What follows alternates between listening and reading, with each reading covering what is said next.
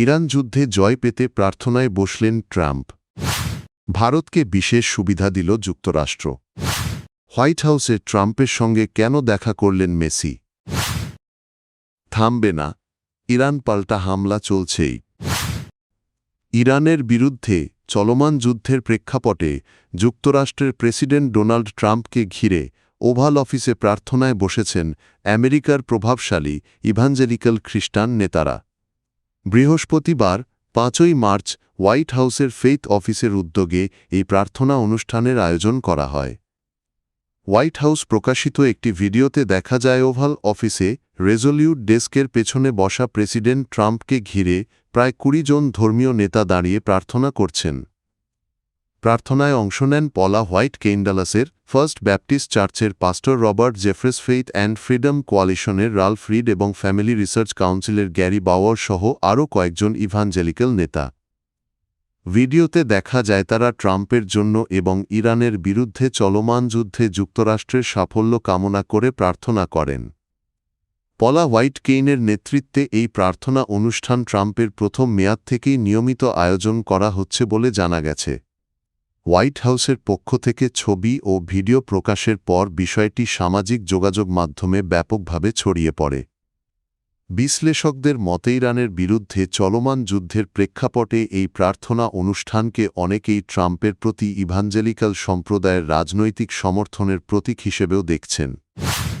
রাশিয়ার তেল কেনার ক্ষেত্রে সাময়িক স্বস্তি পেয়েছে ভারত। যুক্তরাষ্ট্র ৩০ দিনের জন্য বিশেষ ছাড় দেওয়ায় ভারতীয় রিফাইনারিগুলো রাশিয়ার তেল আমদানি চালিয়ে যেতে পারবে। শুক্রবার মার্কিন ট্রেজারি সেক্রেটারি স্কট বেসেন্টে ঘোষণা দেন। যুক্তরাষ্ট্রের ট্রেজারি বিভাগের অধীন office of foreign assets control OFAC জানায় চলতি বছরের ৫ই মার্চ পর্যন্ত জাহাজে তোলা রাশিয়ার অপরিশোধিত তেল ও পেট্রোলিয়াম পণ্য ভারতে সরবরাহ ও বিক্রির অনুমতি দেওয়া হয়েছে। এই অনুমোদন আগামী ৩রা এপ্রিল পর্যন্ত কার্যকর থাকবে। ট্রেজারি বিভাগের মতে নিষেধাজ্ঞার আওতায় থাকা জাহাজ থেকেও এই সময়ের মধ্যে লেনদেন সম্পন্ন করা যাবে। মধ্যপ্রাচ্যে বাড়তে থাকা উত্তেজনার মধ্যে বৈশ্বিক জ্বালানি বাজার স্থিতিশীল রাখতে এই সিদ্ধান্ত নেওয়া হয়েছে বলে জানানো হয়। স্কট বেসেন্ট বলেন, যুক্তরাষ্ট্রের সঙ্গে ভারতের দ্বিপাক্ষিক সম্পর্ক অত্যন্ত গুরুত্বপূর্ণ। সামাজিক যোগাযোগ মাধ্যম এক্সে দেওয়া এক পোস্টে তিনি বলেন, প্রেসিডেন্ট ডোনাল্ড ট্রাম্পের জ্বালানি নীতির ফলে যুক্তরাষ্ট্রে তেল ও গ্যাস উৎপাদন রেকর্ড উচ্চতায় পৌঁছেছে। তিনি আরও বলেন, বৈশ্বিক বাজারে তেলের সরবরাহ সচল রাখতে ভারতীয় রিফাইনারিগুলোকে রাশিয়ার তেল কেনার জন্য ৩০ দিনের এই সাময়িক ছাড় দেওয়া হয়েছে। হোয়াইট হাউসে যুক্তরাষ্ট্রের প্রেসিডেন্ট ডোনাল্ড ট্রাম্পের সঙ্গে দেখা করেছেন আর্জেন্টাইন ফুটবল তারকা লিওনেল মেসি।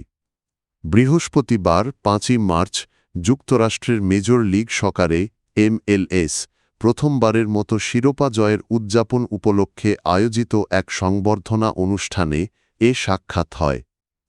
ইন্টার মিয়ামির অধিনায়ক হিসেবে অনুষ্ঠানে অংশ নেন মেসি। হোয়াইট হাউসে এটি ছিল মেসির প্রথম সফর। সংবর্ধনা শেষে প্রেসিডেন্ট ট্রাম্প ইন্টার মিয়ামি দলকে ওভাল অফিসেও আমন্ত্রণ জানান। হোয়াইট হাউসের ইস্ট রুমে প্রেসিডেন্ট ট্রাম্পের সঙ্গে প্রবেশ করেন মেসি এবং ইন্টার মিয়ামির সহ মালিক হোর্হে মাস।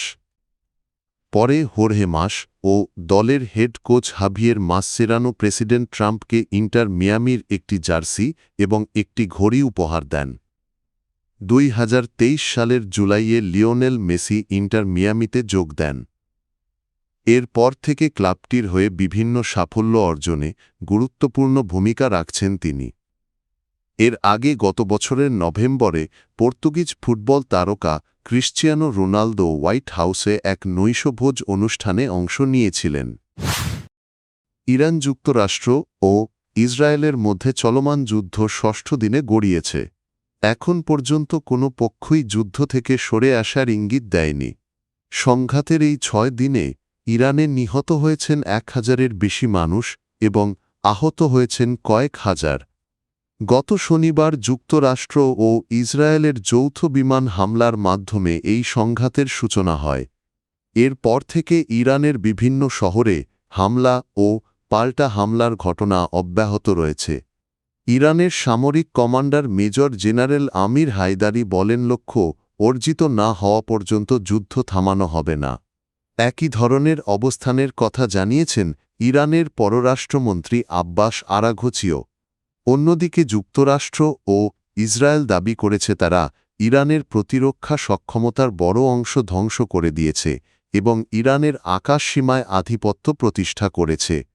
হোয়াইট হাউসের এক মুখপাত্র জানান, যুক্তরাষ্ট্র এখন পর্যন্ত ইরানের ২,০০০-এর বেশি লক্ষ্যবস্তুতে হামলা চালিয়েছে। এদিকে ইরান দাবি করেছে তারা যুক্তরাষ্ট্রের একটি F-15 যুদ্ধবিমান ভূপাতিত করেছে, তবে মার্কিন সেন্ট্রাল কমান্ড এ দাবি অস্বীকার করেছে। যুদ্ধের সবচেয়ে বড় প্রভাব পড়ছে সাধারণ মানুষের ওপর। ইরানের স্বাস্থ্য মন্ত্রণালয়ের তথ্য অনুযায়ী দেশটিতে এখন পর্যন্ত ১,২৩০ জনের বেশি মানুষ নিহত এবং ৬,০০০-এর বেশি মানুষ আহত হয়েছেন।